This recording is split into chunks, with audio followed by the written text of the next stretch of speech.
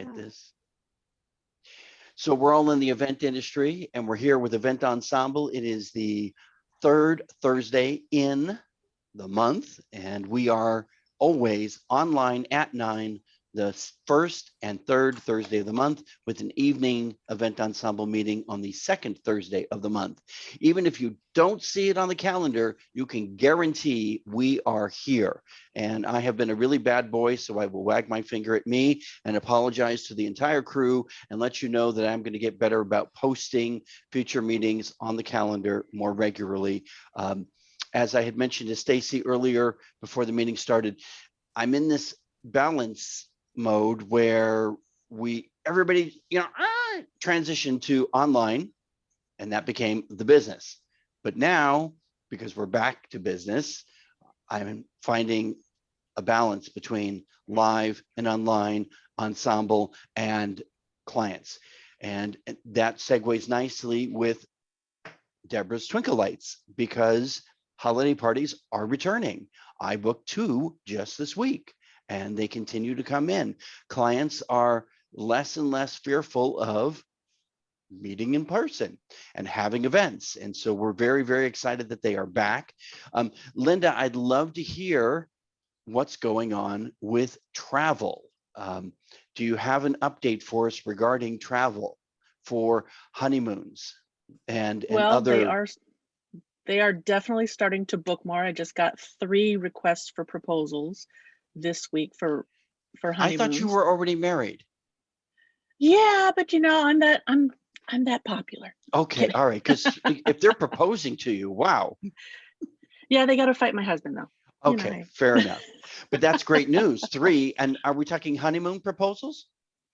So 2 of them are actually honeymoons because they've already booked all of their stuff, and I've actually, for one of them, I actually try to get Jerice in there, get her name in there, because I'm like, hey, you might need a wedding planner. One of them is for a destination wedding. Ah, beautiful. So that's a win-win. So we got honeymoons, we got destination wedding travel, and it is coming back. Go ahead. And I'd just like to say, I saw an article yesterday, and there are more engagement rings and wedding rings being bought right now than obviously throughout the whole pandemic, but they're like running out of engagement rings. Wow. So I'm just saying it's coming back for us. And here I thought it was only computer chips that they were running out of. That's very exciting. So pleased to hear that travel is being booked again. And that holiday parties are being booked again. We are returning to what will be a great year. I think we're going to end with a bang, and we're going to continue to flourish through what is our high season. So come October, November, we're going to have great, holiday season. And then January, February, March, when the weather is beautiful here, we're going to continue to just, that's my expectation. And you can quote me on that. Okay, so a quick sidebar for Felicia, who's having breakfast. You don't have to speak. I just need to let you know that I have an event on that last Thursday of the month of July. So with your permission, let's see if we can do that the last Thursday in August. And you can check the calendar. I'm getting a nod, but check the calendar just to make sure, please. Okay. All right, excellent. And welcome, Santa. I'm certain Santa is thrilled that holiday parties are being booked now. So please keep in mind that Phoenix Santa is available and would be happy to be referred by any and all of us for our holiday events that are happening this year. And our calendar is already getting booked. So look at that. Look at that. You need to get on it now. Congratulations. That's great news. I'm so happy to hear that. A lot of my stuff is out of state. Otherwise, I'd be knocking on your door a little bit more often. But I have a tendency to perform in California and Las Vegas a lot during the month of December. Okay. Also, you were mentioning about this ring thing, Linda, that they're buying rings now, and that means that the future events are going to happen soon enough. I just like to remind everybody that personal development precedes business development. And what I mean by that simply is the work that we do now is going to be the preparation for what will be the boom later on. But if we don't do anything now, then nothing's going to change 6 months from now. So we really do need to invest in ourselves, in our business and our talent so that we can be not only prepared, but our marketing is building towards that moment when they're going to need us as well. You have to reconnect because you have a bad connection, Steven. Just in time for me to about to segue to our people today, and Steven has to bounce off. So let me ramble for a few more minutes. We have multiple photographers in our group, and this 3 is a crowd experience that we've done for DJs, photo booths, and other services within the event industry. It is your time to shine. I cannot emphasize that enough. It is truly your time to shine and share with us who you are, what you do, what makes you unique, special, what you do that's different. And some have stepped up to the plate to do that. And then others are like, oh, well, I don't know. And it's not that I'm throwing anybody under the bus, but it's a reminder that you may be a great photographer, but it doesn't mean that you're a great promoter of who you are and what you do. My favorite example is TLC, which is Tom and Lynn Catering.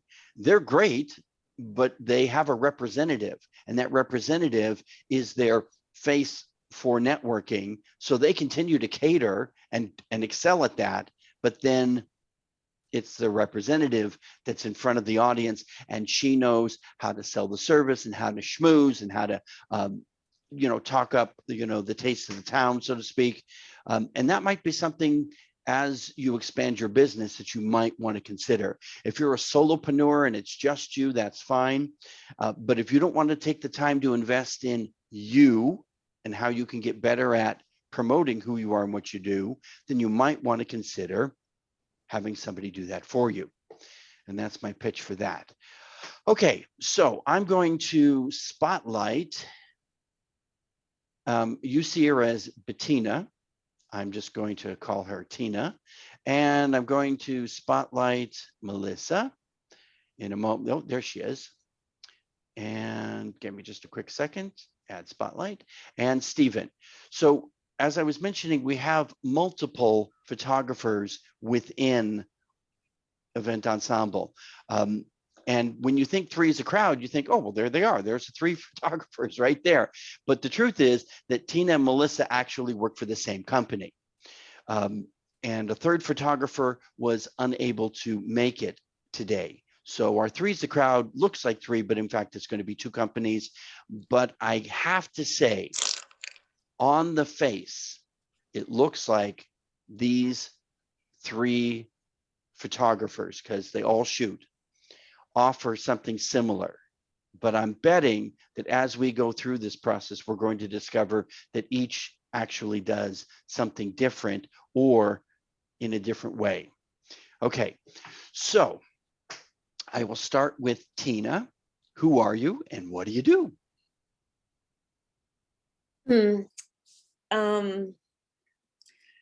Well, I'm a photographer. I've been a photographer for about 25 years.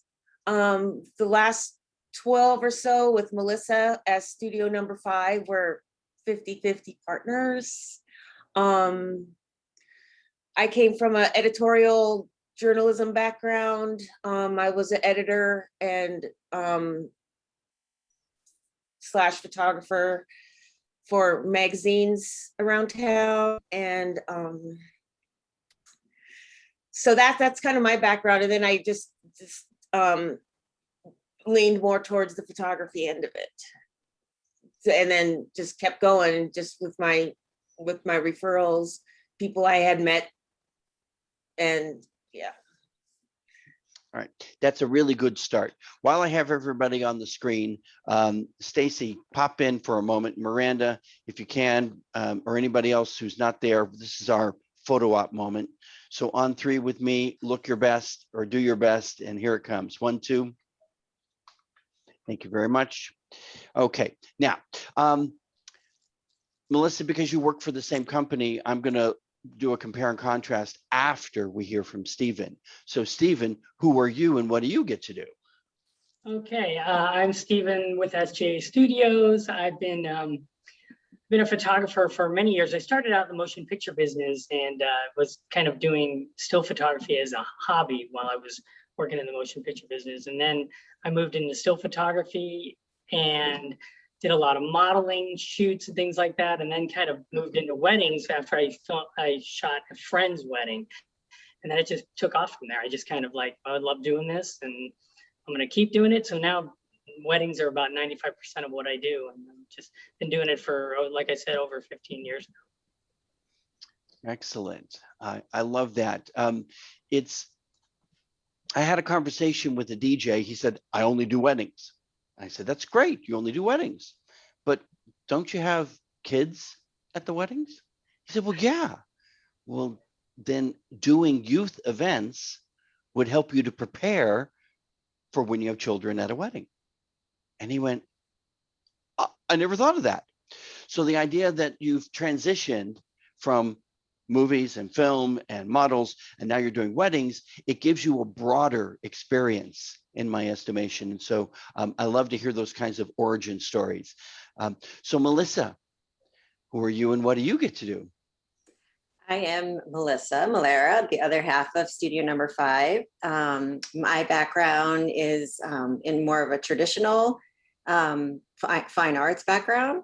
I actually have a master's degree in medical illustration. And I started out doing photography, doing medical photography. So I'd go into the operating rooms and photograph over the surgeon's shoulder and, you know, if they're doing open heart surgery or an appendectomy or things like that. So mine's kind of a gory beginning. Also, you know, people, you know, started out, you know, photographing, you know, obviously like for friends and family and things like that until it kind of, you know, took off into a paying, something paying more than, you know, just a hobby. But I also have a web background and graphic design background and, you know, the illustration and stuff. So more of an artsy background. That definitely makes you different than your partner Tina, which means that you both bring something unique to the party, if you will. And I would assume that when you shoot together, because I know that you do, we've actually worked together before, that your eye goes to different places at different times, that you see different things, so to speak. Would that be a good assessment? Yeah, absolutely. Do you want me to talk about our first talking point? Because that's a great segue for it. Okay, so I will let you do just that. Go for it. Okay. See, we don't have to go in order. We can break the rules. Okay. So yeah, I'm glad you brought that up because I think that our backgrounds really set us apart from other photographers.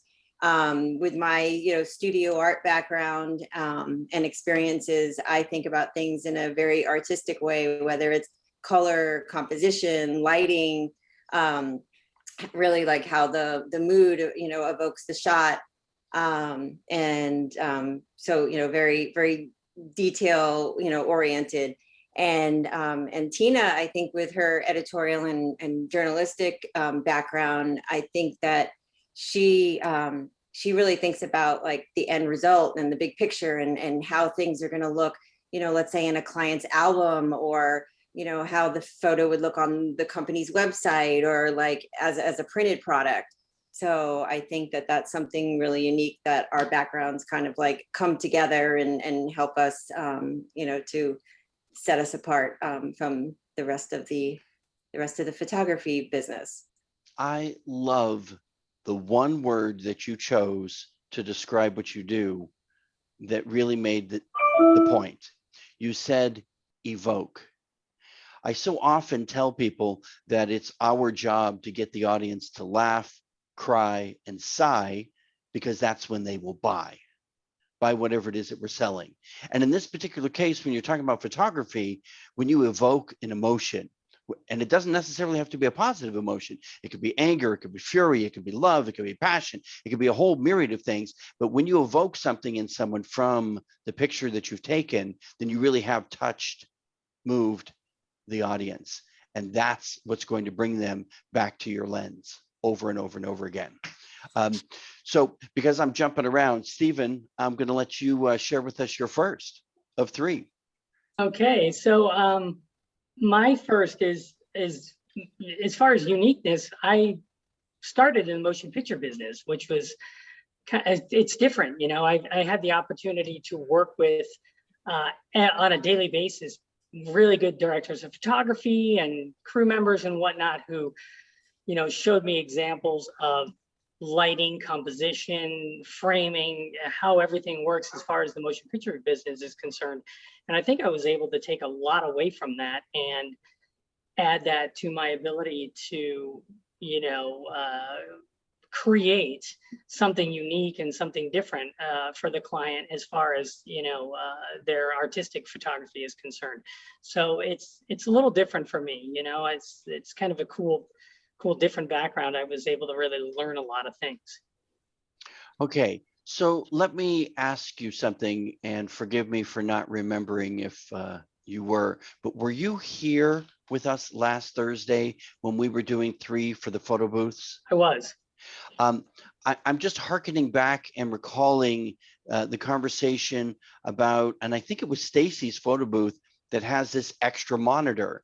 And we had talked about how the director actually doesn't watch the actors, but they watch a monitor because the monitor Exactly. is a better representation of what the audience is going to see. I see Melissa shaking her head, yes.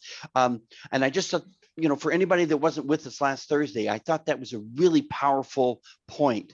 And so I'm curious about your process, Steven. You're obviously looking at the, you know, at your, whatever that thing is for the side you look at. Yeah. Because it's not The an eye thing viewfinder, anymore, yeah. it's a screen, right? Yeah.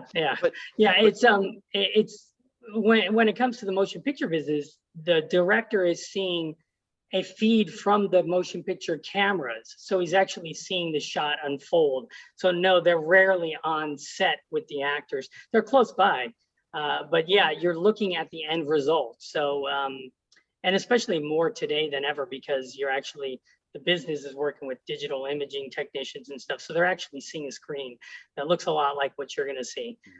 And for us, it's very similar with the new camera technology. You are looking through a viewfinder that you actually see, you know, color and exposure and everything right in the viewfinder for most of the new cameras. So it's really unique to be able to look through a camera now. It's very different than it was like 10 years ago. So if anybody has questions as we're going through this process, because I'm a loudmouth, just jump in, raise your hand, or pop it in the chat. But Steven, I'm curious, when you're looking at, and now I know it's called a viewfinder, when you're looking at the viewfinder, do you look over the camera to look at them, or are you really just, pardon the pun, focused on the viewfinder? It can be both. It's for me, mostly I'm a very viewfinder guy. So I'm kind of, I have my eye through the frame and I'm talking to the clients as I'm looking through the viewfinder, so I can see what's happening and see the composition, see the light, see the exposure, and set my settings and everything as I'm working. It's a very kind of intrinsic thing that you kind of need to feel the camera and be kind of part of it, because you don't want to be like looking at your settings, you know, and talking to the client and stuff. So you kind of become one with your equipment eventually as you learn to do that. But I try to stay in constant contact with the clients as well, so that they don't feel alone if you're stuck behind the camera. You know, some people will look through a view, you know, look at the LCD screen and use that. I tend to be a viewfinder guy. Interesting. Okay, Tina, share with us something unique about you and what you do when it comes to your process, the camera, the pictures, your service. I try to get to know the people a little bit better. It depends what I'm shooting. It depends what I'm shooting, like maybe headshots or something. I try and get to know them, what their end goal for that photo is. Or we do a lot of bar mitzvahs, we do some weddings. So the bar mitzvahs, mostly you just try and capture the action. And sometimes I try and just not be in their face. I try and sneak around and get the shots when they're not thinking about it.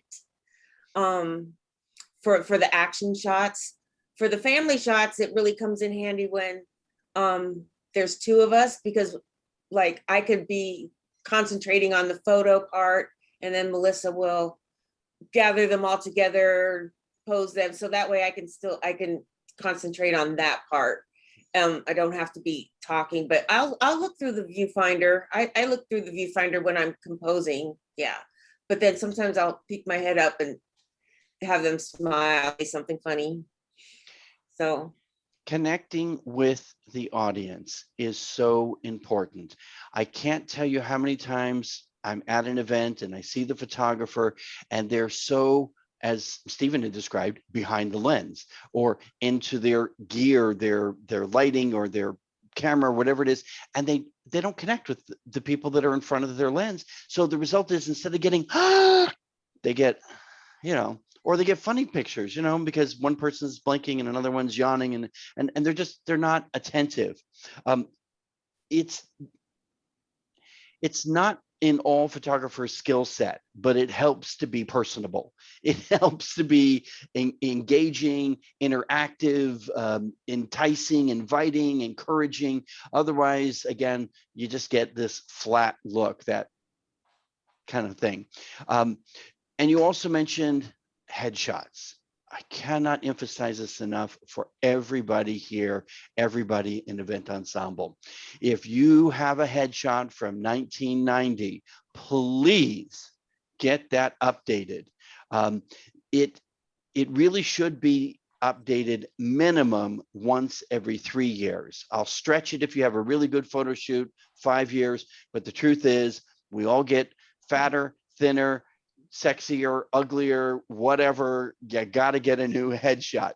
Deborah's laughing because she knows I have no filter.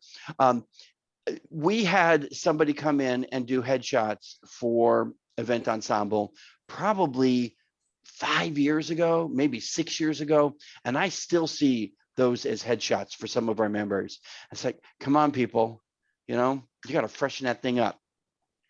I personally, in case anybody hasn't noticed, because I don't think any of you have mentioned it, but I took on a goal on January 1st that I was going to have a new picture for Facebook, LinkedIn, whatever, every week. Every week I would have a new image. So sometimes it's this background, sometimes it's another background, but it's always a different shirt and tie, a different jacket. It's always a different look every single week. And believe it or not, it gets people's attention without screaming, hey, look at me. But in fact, that's what you're doing. So I highly recommend a headshot. And if you do it right, then bring a variety of different outfits, different shirts, different jackets, different dresses, hats, any props, if you have a guitar, golf club, again, I don't know, but bring all of that stuff with you and do a full-on shoot. And just pick the place, because then if you just turn this much, boom, it looks like you're someplace else and you're in a different outfit and it doesn't look like the same day. And the whole result is now that you have content that you can use for your social media, for your business promotion over and over and over and over again.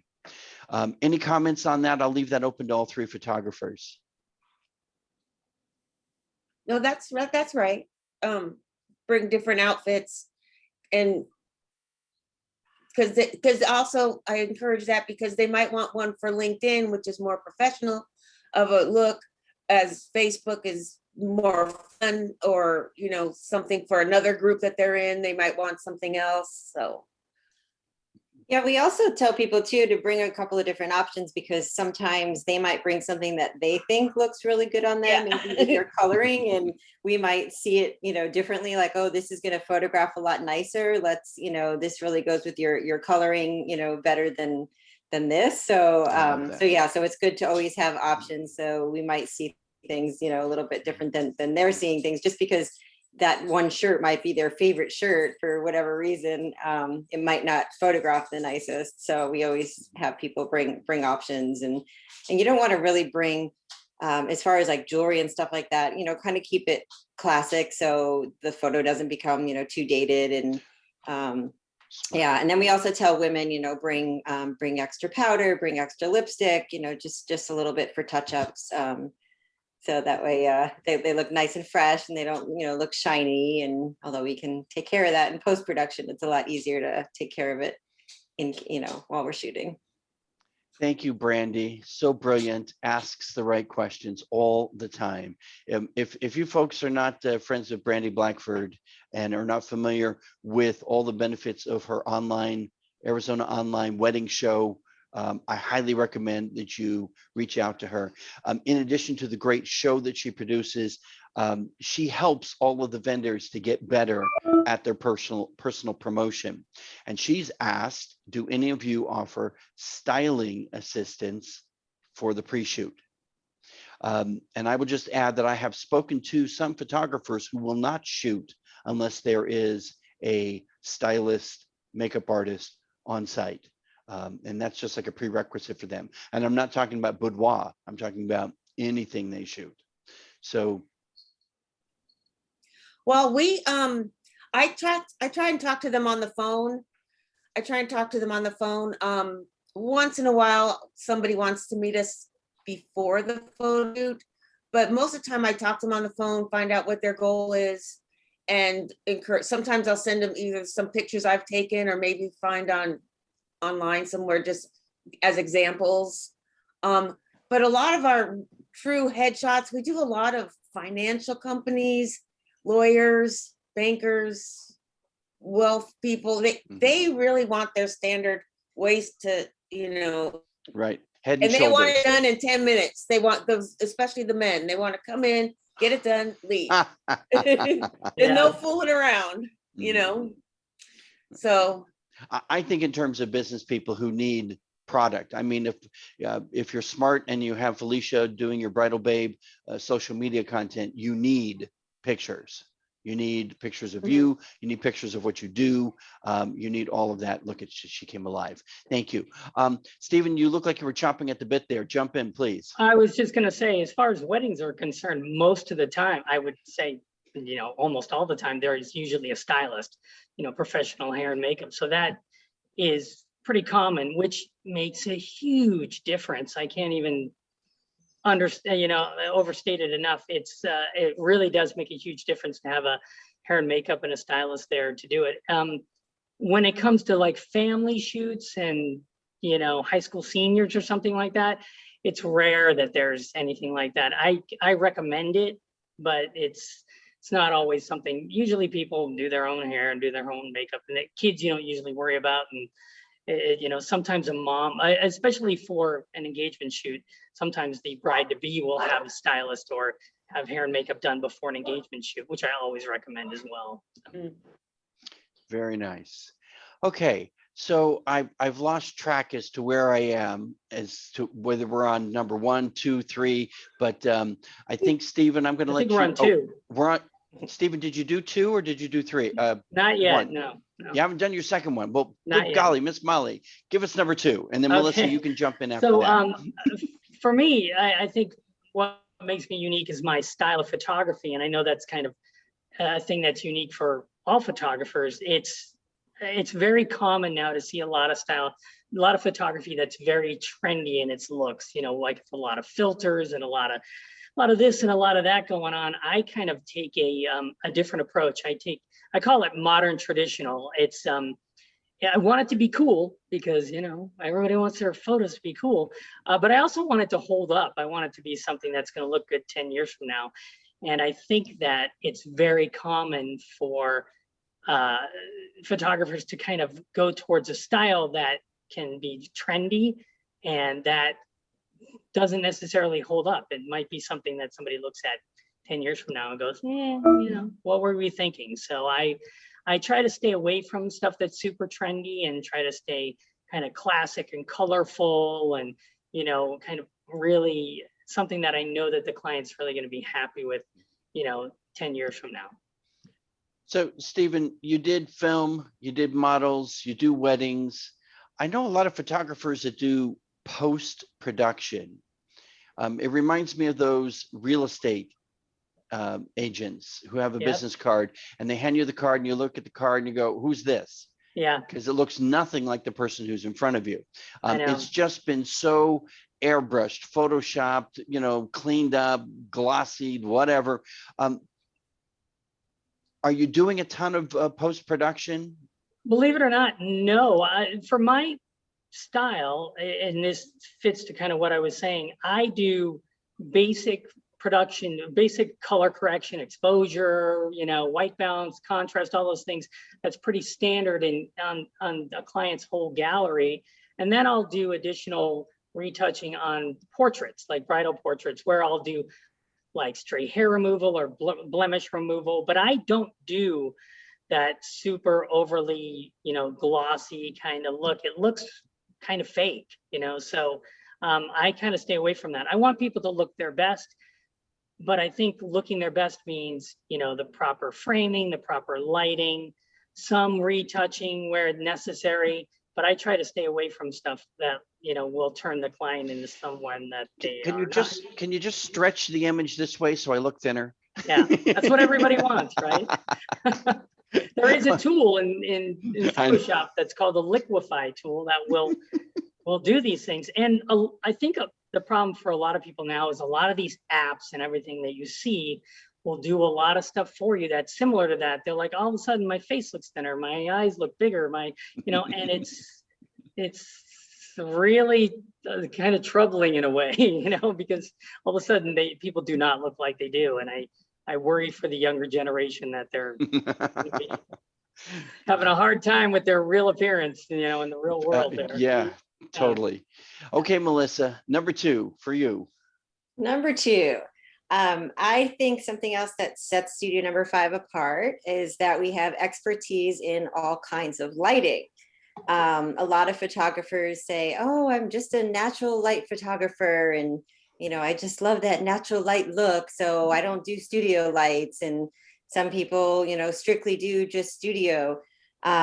We have experience doing all kinds of, you know, natural and artificial light, you know, whether it's shooting with our speed lights, you know, flashes, you know, in the banquet room or using our strobes in the studio, shooting into the sun, shooting, you know, with window light, shooting on a tripod, you know, if we're doing exposure, you know, long exposures or something like that. But I think that really, you know, gives us an advantage because, you know, you might be thrown into a situation all of a sudden, you know, it's really dark and you're on the patio and it's cocktail, you know, it's, you know, at the end of the evening and you're like, oh my God, there's no like additional lights here. And, you know, or we might start off the, you know, the event, maybe, you know, photographing the family or the couple outside, you know, when it's sunset and you really want to, you know, get that bright sun. You don't want it to be blown out. You want to know how to be able to, you know, show that it was actually sunset and they weren't shot against, you know, a white screen. You know, if you don't know what you're doing, it's going to look like that. And, you know, so, you know, we kind of, you know, adapt to the environment and the situation and, you know, we can shoot in any lighting condition. So I think that really gives us an advantage. I mean, because lighting, I mean, you know, Steven will, you know, agree with this, I'm sure, you know, lighting is everything, you know, whether it's, you know, DJs up lights, you know, that really, you know, add that extra, you know, that extra, you know, dynamic, you know, just the depth and the color and, you know, it really can, you know, enhance a photo. So I think that the fact that we are well versed in different lighting, I think that really, really helps us. I'm so happy to hear you mention the DJ uplighting. I'll tell you, 8 years ago when they were coming on the scene, photographers didn't know what to do with this because everybody was blue. Everybody was green. Their whole face was yellow because of whatever, you know, color was the uplight at the moment. And if the uplight happened to be, you know, rotating, then you just had Martians and then you had green people. And it was weird. But apparently photographers or their equipment, you figured this out now. And so that light in the background doesn't affect what people look like. Help me out here. Well, Yeah, as long- sometimes, Okay, ahead, sorry. sometimes, those lights that come from the stage, they will hit people and make them green or blue, but you try and make that part of the action, as part of the fun part. But if I want to catch somebody just by themselves, maybe I'll turn the flash on and, try and get them in a different angle so they're not blue or green. But sometimes those lights can add to it. But especially the uplights that are set around the room, those add the depth those can add the depth to the photo. So Yeah. then we like that. We were even thinking of getting some ourselves. So if we go somewhere and there is no uplights, we can have some. So I just wanted to touch on what Melissa was saying. It is really important for photographers to know how to shoot in natural light and shoot with artificial light as well. You need to know both, it's very, you hear this kind of thing about, oh, we're a natural light photographer. That tends to make me believe that photographer isn't very experienced yet with using artificial light. There are many different scenarios, and weddings are one of them, where you've run across 10 different lighting scenarios throughout the day, where you're going to need to learn how to, or know how to balance those flash photography with ambient exposures and different things like that, and know when to add light and know how to do this. And that's part of being a professional photographer. It comes with the territory. I love that. And once again, Brandy Blackford showing her professionalism is so spot on here. Where if the DJ is not smart enough to know to turn those lights off during the first dance or special moments, or when the photographer is trying to shoot that moment, then they should do so. I love that. Felicia, as long as we're talking about, and I showed that picture earlier, that's from Curtis Whipple's site. It's obviously a lot of lighting going on, and somebody was paying attention to that. And I think it's been touched as well, kind of like me. Felicia, the suit that you show, the blue suit that's not blue, it's sometimes blue, it looks different shades of blue. Yeah, I don't know if you want to pop that up on the screen so our photographers might be able to comment on that. sure. As long as we're talking about colors, if you will. And while I you're know doing exactly what picture you're talking about. Yeah. okay, well, why don't you go ahead and address it as she pulls it up, and then our ladies can address it as well.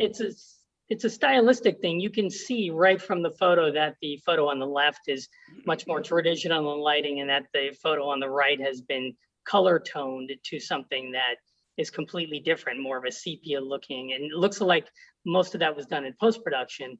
But it does change the entire look of the wedding, from the flowers to the suit to the dress to the headwear. Everything is completely different from what the bride and groom originally went for, as far as the look when they were, renting that or buying that suit or whatever. It makes a big difference as far as how the colors are toned in the photo and post-production. I could almost see the guest saying, I thought the suit he was wearing was blue. What's this? Yeah. Thank you, Felicia. Tina, I Melissa, say for the any record, comments? Oh, that's the there. actual suit. Oh, Yeah. wow. So In not the even the studio. blue, not even the other blue is true. No, Yeah, it's much more saturated. Yeah. Wow. Truly night and day. Thank you, Felicia. Tina, Melissa, any comments on the colors? I try and keep the colors, unless they really want a real artsy shot. I try and keep the colors true, because they weren't wearing a bright blue, fluorescent suit at their wedding. And maybe it wasn't black. Maybe they wanted those colors, that muted blue gray.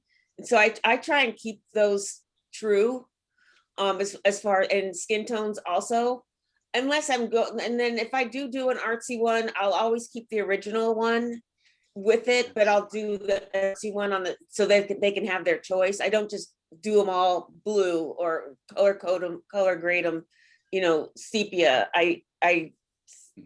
No. Yeah, I try and keep it true. That's you Yeah. can tell she has an opinion on this one. And I have lots of opinions. I also think that that the client goes in, or they should go in knowing what the photographer's going to produce. So that photo on the right there, where it's much more sepia toned and whatnot and warmer, I would assume that the photographer showed work that looked a lot like that to the client, because I would be very surprised if the photographer provided that and the client went like, what is that? You know what I mean? Like, so I assume that the client bought into that style of photography, knowing that they saw that this is how the photographer style, and this is how they do things, and this is how our wedding is going to look, you know? That is so important. It's about managing expectations. Exactly. You know, people call and they say they want a DJ, and they assume that it means certain things, but you need to clarify what you provide, what you don't provide, what it includes and what it doesn't include, so there's not a misunderstanding. I want a photographer. Great. Well, what do you mean you're not going to be there for the first look?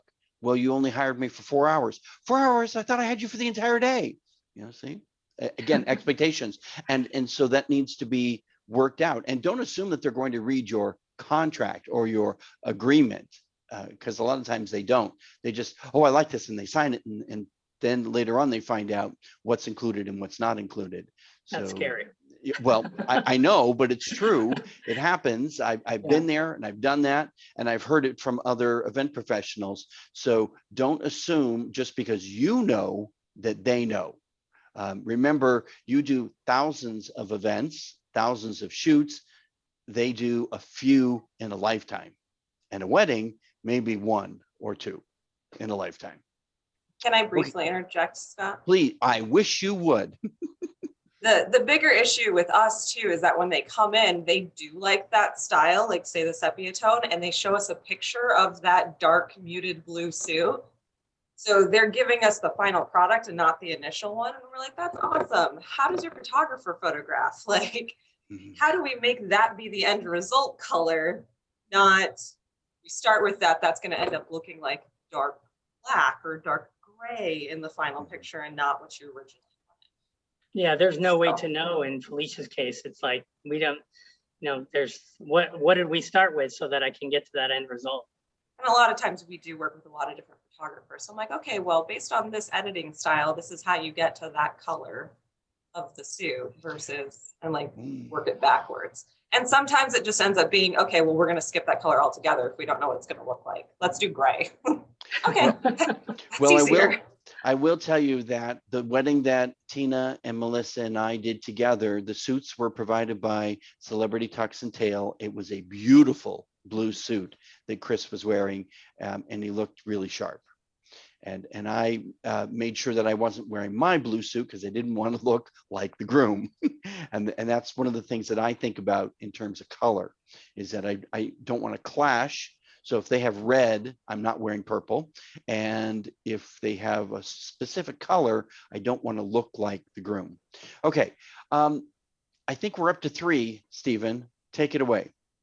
So while this particular thing might sound fairly typical, it's different for everybody. I think the third thing for me is that's unique about me is me. I'm very different than the next photographer, and I kind of talk about this a lot with people, prospective clients, that not every photographer is for everyone. When you get me, you get my experience, you get my professionalism, you get my sense of humor, you get my passion for what I do, you get, you know, the different things that I do in preparation for working with me. Like I do walkthroughs of the wedding venue 2 weeks before to go over the timeline and to go over the questionnaire and to go over all the particulars, so that when we, you know, show up on the day, the client kind of knows. They're like, okay, you know, that's something that we didn't have to worry about, because we knew going in that this is where we were going to do portraits, this is where we're going to do family shots, this is where we're going to do, you know, the groomsmen or the bridesmaids or getting ready photos and all that kind of thing. And every photographer is different on how they handle their business, and every photographer's personality is different. So not every photographer is a perfect fit for every client. I like that. I think it's really important to recognize that there are different business models, whether you're talking about catering, photography, DJ, or even photo booth. Some people, they just want the service. And so, it doesn't much matter. They just need the service. And so they're not looking for that personal touch. They're not looking for that personality. They just need an X and they want to fill that space. And that's okay. They can. But for those that are discerning, discriminating, looking for something different, special, then that's where the services shine. Melissa and Tina, I know one of you was on a short leash. So either of you, yeah. pick up number 3. I'm watching the clock for you. Thank you. I lost You're track of welcome. time. It's 9:46 and number 3, and either of you can take it. I think something else that sets us apart and makes us unique is that we take a team approach. So we are a duo. We tag team on all projects and jobs.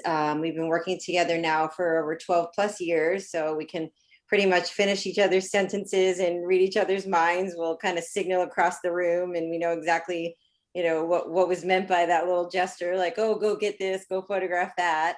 I think that for us, because we're, really good at communicating with each other, we can, kind of divide and conquer. So, we have a shot list and we'll, keep in touch with each other, throughout the event and check in with one another and say, okay, did you get the cake? Did you get, the grandchild? Did you get, whatever it is that we're photographing? We make sure that, we're both capturing it and getting enough of each part of the event that tells the story. And then, Tina kind of touched on this a little bit earlier too, that, let's say, we're photographing like the bridal party or the family, we'll assist each other. So we don't have to both be shooting the whole time. So, if it doesn't make sense, then, for us to be shooting, together. So one of us might be, the lead, and then the other might, assist with like the lighting, maybe holding, a flash or a light or something, and, helping each other with the lighting or holding up a scrim or, a reflector or whatever it is, or like Tina mentioned, corralling the guests, so that way she could focus on the composition and, her settings and the picture, how she's seeing it in the camera. And then I can, go, okay, go get Aunt Sally and, so-and-so, you're on deck, let's get this thing moving and keep it going and, keep it nice and organized and, or, maybe while she's shooting, I'm like, oh, wait, hang on a second. Your hair is, in your eyes, let's brush that away, or, let's turn you this way. And, we both see things, seeing little details, we're both not seeing the same detail. She's looking at the smiles and I might be looking at, how the bottom of the train of the dress, or, how the bat mitzvah girl looks, or, things like that. So, so having two sets of eyes, I think really helps us, we can capture different angles. Like during the horror, one of us might be up on the stage and the other one is, right there getting that firsthand viewpoint, mixed in with the crowd and, as if it's, happening around her. And I'm, maybe seeing it from more of a wide shot, a little bit back from the distance. So it works good. Yeah. It worked good.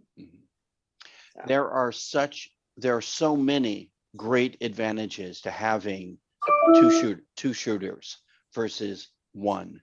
Don't get me wrong, I've seen one shooters be very successful. We had one shooter at my wedding many years ago, and he got stuff we didn't even know he was there, and he got stuff. So I get it. Yeah. But just as you described, you divide and you conquer. You see things that the other one doesn't see, and it really, really, truly makes a difference.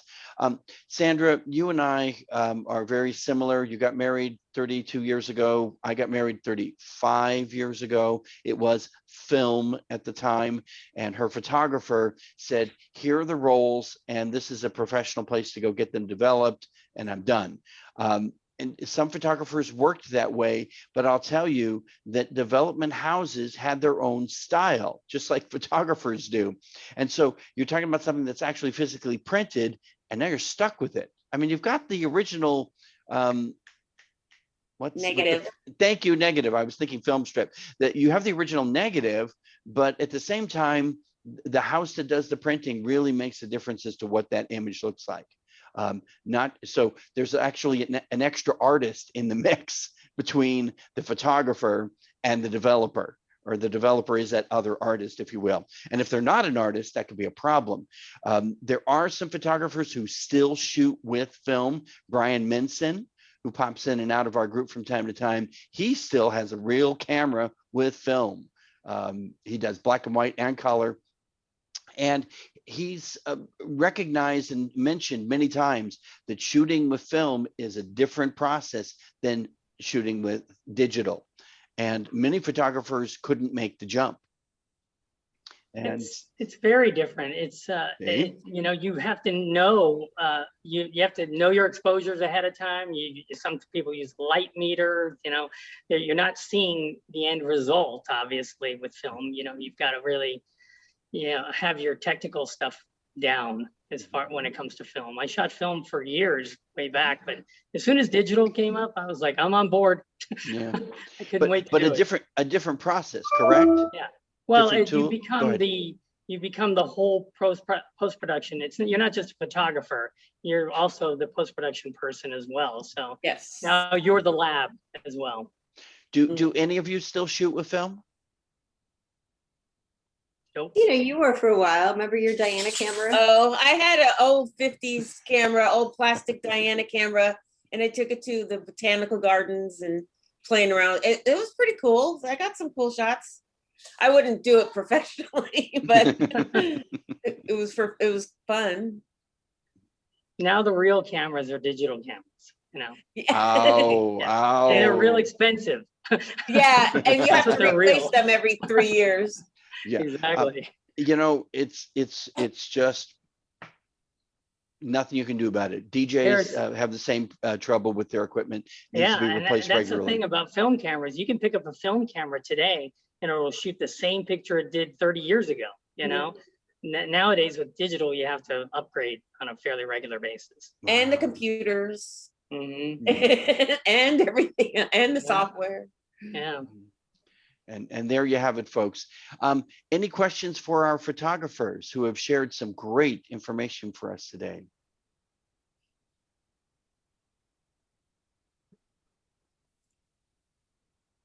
I love when it goes quiet. I know. Yeah. I just thank you so much for being present.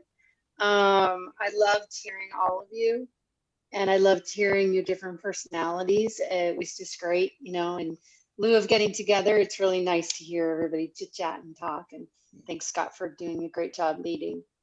Yes. Thank you. You're very kind, Deborah. Thank you. There's something going on. You don't have to raise your hand. You don't have to let me know publicly, but you can let me know privately. I send email, but not all email reaches its destination. But last week after the Thursday meeting, I sent an email that went to everybody that said, here are all the links for all the meetings that you might have missed. Okay. It did not include spotlight videos. Those spotlight videos are public, and so they're on our YouTube page. You can see them. But anything that is a private link, and all of our meetings are private links so that only members can actually see that content. But the 3's a crowd videos are not private, because I want to promote each and every one of you. And so as a result, all of the 3's a crowd videos are open to the public. And so if you were asking, well, how come my spotlight wasn't on that list? Or how come this particular video was not on the list? If it's public, it wasn't there. If it's private, it's on the list.